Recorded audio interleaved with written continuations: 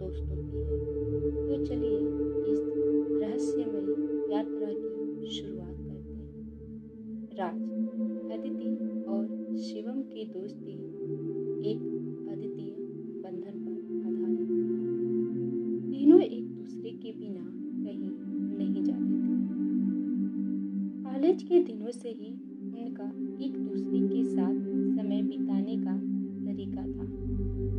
अच्छे दोस्तों की तरह गहरे रिश्ते और एक दूसरे की जान के बिना नहीं जी सकते थे। इनकी दोस्ती में एक एडवेंचर और रोमांच की कमी कभी नहीं होती थी। और एक दिन राज ने एक रहस्यमय सीप के बारे में सुना जिसका नाम था पनडुब्बी। अरे यार, मैंने सुना है कि एक सीप जो कई दशकों पहले समुद्र में खो गई थी, वो अभी भी कहीं से दिखाई देती है। कहते हैं उस सीप में कोई श्राप है और अगर कोई उसे देखे तो उसकी आत्मा उसी सीप में कैद हो जाती है। राज ने अपनी आंखों में चमक के साथ कहा। शिव ने भी उत्साहित होकर कहा, तुम सही कह रहे हो राज, अगर हम उस शिप तक पहुंच सकते हैं तो यह हमारी सबसे बड़ी एडवेंचर होगी। लेकिन अदिति को यह सुनकर घबराहट हो गई। क्या तुम सब पागल हो गए? हम किस तरह के खतरों में फंसने जा रहे हैं? क्या तुम नहीं जानते ये सिर्फ एक कहानी नहीं बल्कि सच हो सकता है? अदिति ने कहा। उसके शब्दों में डर था और उसकी आवाज में एक डरावनी गूंज थी जो राज और शिव के उत्साह को थोड़ी सी चुप कर गई थी। अदिति, तुम डर रही हो, पर हम सिर्फ देखेंगे, ज्यादा कुछ नहीं करेंगे। राज ने इसे एक मजाक समझते हुए कहा। यह सब सिर्फ एक पुरानी कहानी हो सकती है। हम उस शिप को देखेंगे, कुछ फोटो लेंगे और वापस लौट आएंगे, और क्या, इससे ज्यादा थोड़ी ना कुछ करेंगे। अदिति ने गहरी सांस ली और चुपचाप रह गई। लेकिन वह इस यात्रा के लिए तैयार नहीं थी। फिर भी अपनी दोस्ती के नाम पर उसने हिम्मत जुटाई और राज और शिवम के साथ जाने का फैसला किया। तीनों ने प्लान बनाया और एक नाव में सवार होकर समुद्र की दिशा में बढ़े। और जैसे जैसे वे सीप के करीब पहुंचे, समुद्र की लहरें शांत हो गईं। आसपास का वातावरण अजीब सा लगने लगा, जैसे पूरी दुनिया शांत हो गई हो। अदिति को एक अजीब सा घबराहट महसूस हो रहा था, पर राज और शिव इस अजीब शांति को दिल से महसूस कर रहे थे। यहाँ कुछ तो गड़बड़ है, अदिति ने धीरे से कहा। लेकिन राज ने अनसुना कर दिया और शिवम ने हंसते हुए कहा, तुम्हारे डर का कुछ नहीं होने वाला, हम बस देखेंगे और वापस लौटेंगे, ठीक है? जब वे शिप के पास पहुंचे तो सब कुछ और भी अजीब लगने लगा। पनडुब्बी नाम की सीप काले बादलों के नीचे छिपी हुई थी और उस पर एक खौफनाक सन्नाटा पसरा था। शिप के अस्तित्व का एहसास बस उसकी धुंधली छाया से हो रहा था जो समुद्र में घुली हुई थी। शिप की लकड़ी चटक चुकी थी और उसके ध्वस्त हो चुके खंभे हवा में झूल रहे थे, जैसे किसी ने उसे छोड़ दिया हो और अब वह कुछ नहीं था, सिर्फ एक साक्षात्कार था। क्या तुम लोग देख रहे हो? यह ठीक नहीं है, अदिति ने कांपते हुए कहा। लेकिन राज ने कहा, तुम डर रही हो अदिति, देखो सब कुछ ठीक है, हम बस अंदर जाएंगे और वापस आ जाएंगे। अदिति ने मना किया। उसने कहा, तुम सब ने कहा था हम सिर्फ देखेंगे और कुछ फोटो लेकर चले आएंगे, लेकिन तुम सब अब अंदर जाने की बात कर रहे हो। वो बहुत समझाती है, लेकिन वे दोनों नहीं मानते। फिर हार मानकर तीनों ने शिप पर चढ़ने का निर्णय लिया। जैसे ही वे शिप पर चढ़े, एक अजीब सी हवा ने उनका जो जैसे घने और शुष्क थे। शिप के अंदर की गलियां जैसे भूलभुलैया जैसी थी। अंदर की दीवारें पुरानी और सड़ी हुई थी और उन पर कोई न कोई उनके धब्बे दिखाई दे रहे थे। अदिति डरते हुए कहने लगी, यह सब क्या है राज? हम इसे छोड़कर वापस क्यों नहीं लौट सकते? राज ने उसकी चिंता को नजरअंदाज करते हुए कहा, डरो मत अदिति, यह सब सिर्फ एक स्थापित जगह है और हम यहाँ कुछ नहीं करेंगे। लेकिन फिर एक आवाज आई। कहीं दूर से किसी की चीख सुनाई दी। तीनों का दिल धक से रह गया। अदिति ने शिव से कहा, यह क्या था? क्या तुमने सुना?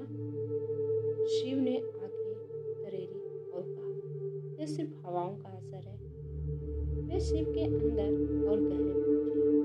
अचानक वे एक कमरे में पहुंचे जहां एक पुरानी डायरी रखी हुई थी। डायरी में लिखा था पनडुब्बी की आत्मा के बारे में। यह डायरी किसी क्रू मेंबर की थी जो जहाज के बारे में बता रहा था। उसमें लिखा था, हम सब यहाँ फंसे हैं और कोई भी यहाँ से बाहर नहीं जा सकता। अगर तुम यहाँ आए हो तो तुम भी इस भूतिया जहाज का हिस्सा बन जाओगे। अदिति कांपते हुए बोली, राज, हम फंस चुके हैं, हमें वापस जाना चाहिए। लेकिन राज और शिव ने इसे सिर्फ एक कहानी मानते हुए कहा, तुम घबराओ मत, हम यहाँ सिर्फ एक पुरानी कहानी का हिस्सा बनने आए हैं और हम वापस लौटेंगे। अचानक कमरे की दीवारें कांपने लगी और शिप के अंदर एक सर्द हवा बहने लगी। फिर अचानक एक काले धुएं का बादल दिखाई दिया।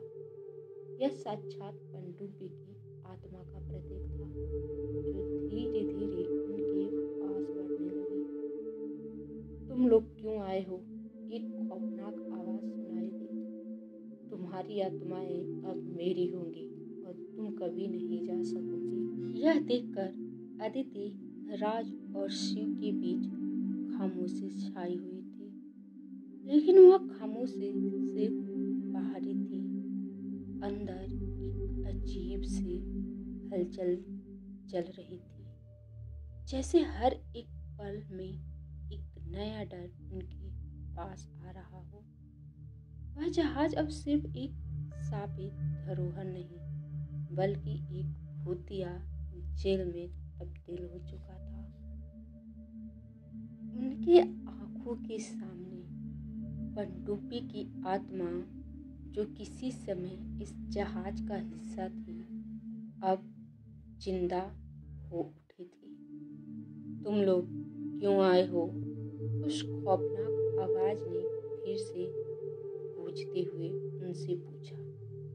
यह आवाज किसी इंसान की तो बिल्कुल नहीं थी, बल्कि एक मृत आत्मा की थी जो सदियों से इस जहाज में कैद थी। राज ने डर को नजरअंदाज करते हुए कहा, हम सिर्फ यह देखना चाहते थे कि यह शिप क्यों साबित है। हमें डर नहीं है, हम वापस जा सकते हैं। लेकिन जैसे ही राज ने ये शब्द कहे, अचानक जहाज की दीवारों से एक ठंडी हवा की लहर दौड़ आई। अदिति और शिव दोनों घबराए हुए थे, पर राज अब भी आत्मविश्वास से भरा था। लेकिन उसी वक्त वह काले धुएं का बादल और भी घना हो गया और पूरे कमरे को अपने गिरफ्त में ले लिया।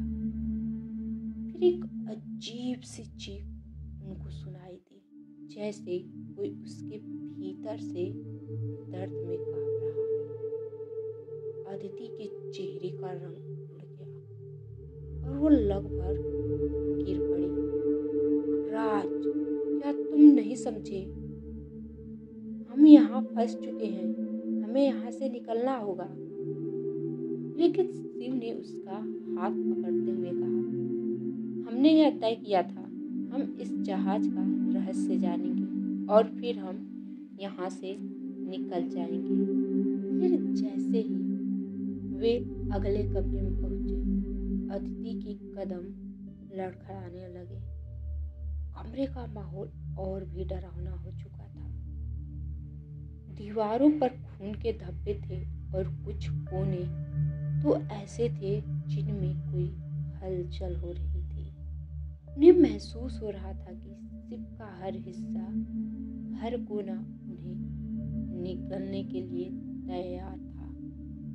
यह क्या है? अदिति ने एक बर्फीली ठंडी हवा महसूस करते हुए पूछा। शिव और राज ने देखा कि कमरे के बीचों बीच एक पुराना बक्सा रखा था। बक्से पर किसी पुराने आदमी की तस्वीर थी और उसके नीचे लिखा था, पनडुब्बी की आत्मा को मुक्त करो, नहीं तो शिव तुमसे आत्मा ले लेगी। यह क्या मतलब है इसका? राज ने सवाल उठाया। शायद हम उस आत्मा को मुक्त करने के लिए कुछ करना होगा, शिव ने सोचते हुए कहा। लेकिन इस सुझाव के साथ ही बक्से से अचानक एक जोरदार आवाज आई, जैसे कुछ खतरनाक जगाया जा रहा हो। अदिति ने कांपते हुए कहा, शिव तुम सही नहीं कर रहे हो, हमें यहाँ से भागना होगा। लेकिन जैसे ही वह बक्से को खोलने के लिए करीब पहुंचे, कमरे का माहौल और भी भारी हो गया। शिव का हिलना महसूस हो रहा था उन्हें और दीवारों से खौफनाक आवाजें आ रही थी। अचानक एक धुआं सा उठने लगा और वही डरावनी आवाज फिर से आई, तुम लोग मुझे क्यों परेशान कर रहे हो? अब यह आवाज इतनी डरावनी हो चुकी थी कि राज का आत्मविश्वास भी टूटने लगा था।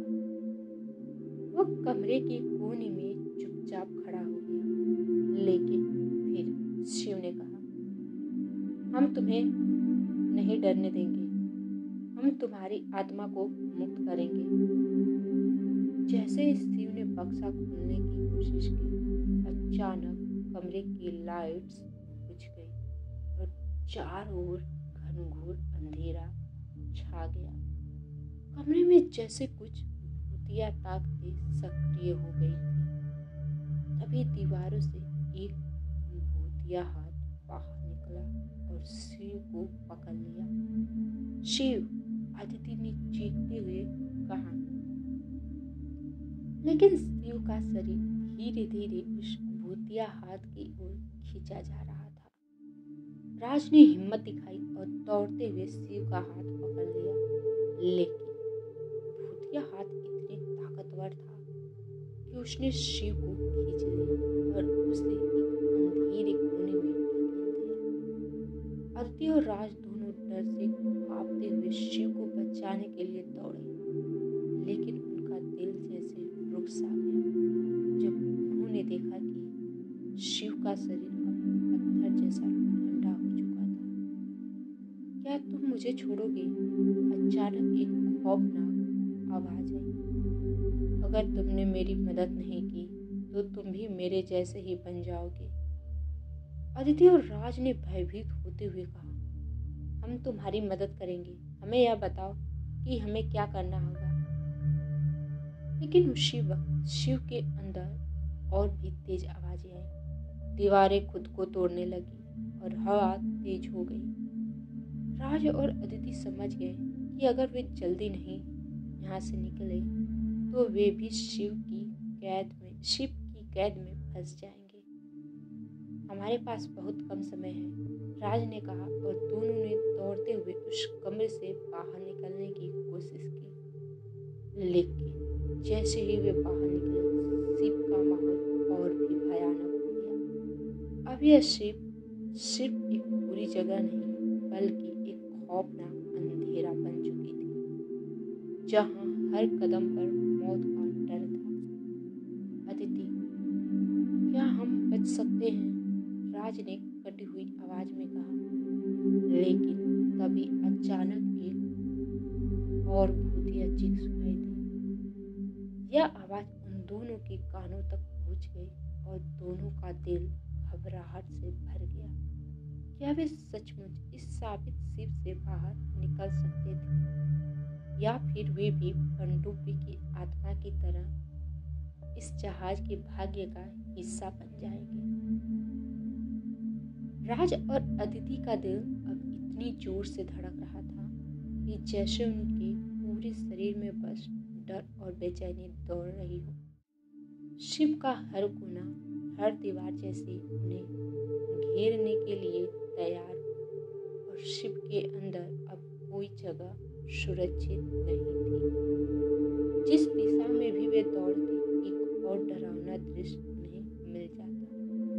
हम नहीं बच सकते, अदिति ने कांपते हुए कहा।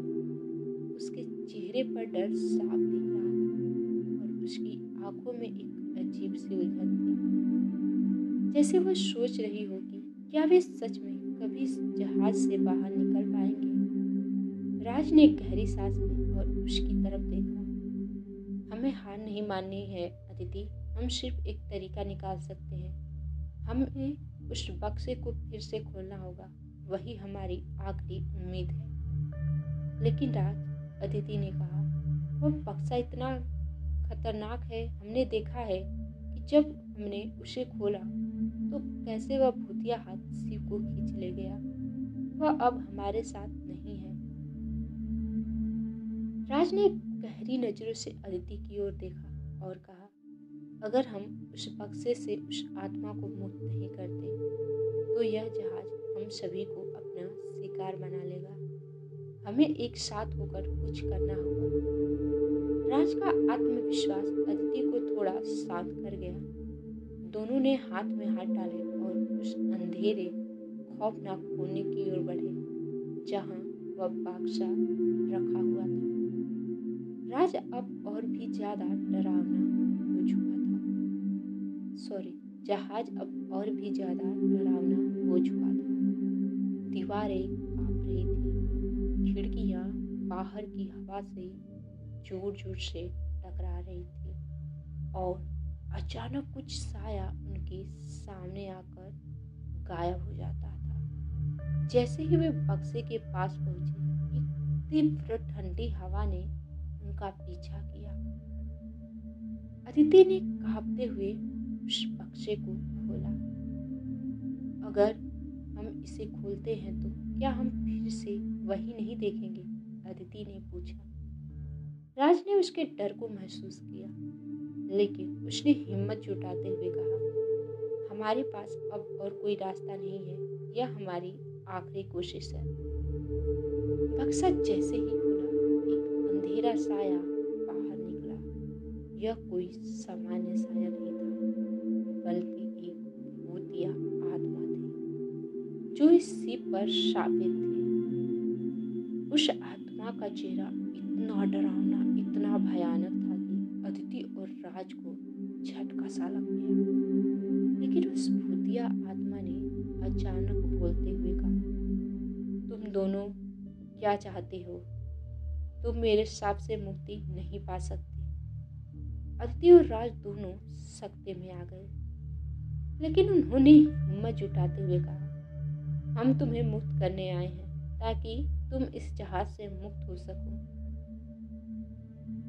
आत्मा ने एक गहरी सांस ली और कहा, तुमसे पहले कई लोग आए थे, लेकिन वे सब मेरे जाल में फंसकर मर गए। तुम क्या करोगे? राज ने दृढ़ता से उसके प्रश्न का उत्तर दिया, हम तुम्हें शापित नहीं छोड़ने देंगे, हम तुम्हारी मदद करेंगे। अदिति और राज ने मिलकर उस आत्मा को मुक्ति देने के लिए एक मंत्र का उच्चारण करना शुरू किया। यह मंत्र बहुत पुराना था और उसे बोलने से पहले अदिति के दिल में डर का हलचल था। जैसे उन्होंने मंत्र बोलना शुरू किया, शिप के अंदर अचानक जोर की आवाज आई और जहाज हिलने लगा। एक खौफनाक हलचल बढ़ने लगी, जैसे शिप भी आत्मा को मुक्त करने से खुद को खींच रहा हो। फिर अचानक एक तेज आंधी आई और शिप पूरी तरह से हिलने लगा। सभी दरवाजे बंद हो गए, खिड़कियां टूटने लगी हर जगह छा गया। अदिति और राज घबराए हुए थे, लेकिन वे लगातार मंत्र का उच्चारण करते जा रहे थे। अचानक बक्से से एक जोरों की रोशनी फूटी और एक तेज आवाज उनको सुनाई दी। अदिति और राज चौंकर पीछे हट गए। फिर वह भूतिया आत्मा अचानक गायब हो गई और जहाज के अंदर का डर थोड़ा कम हुआ। शिप अब शांत हो गया था, लेकिन अदिति और राज को अब भी पूरा यकीन नहीं हो पा रहा था कि क्या उन्होंने सही किया है, क्या हम बच गए। अदिति ने धीरे से पूछा। राज ने उसकी ओर देखा और कहा, हमें अब बाहर जाना होगा, शायद अब हम इस शिप से बाहर निकल सकते हैं। अदिति और राज ने हिम्मत से अपनी आखिरी कोशिश की और शिप के बाहर निकलने की ओर बढ़ने लगे।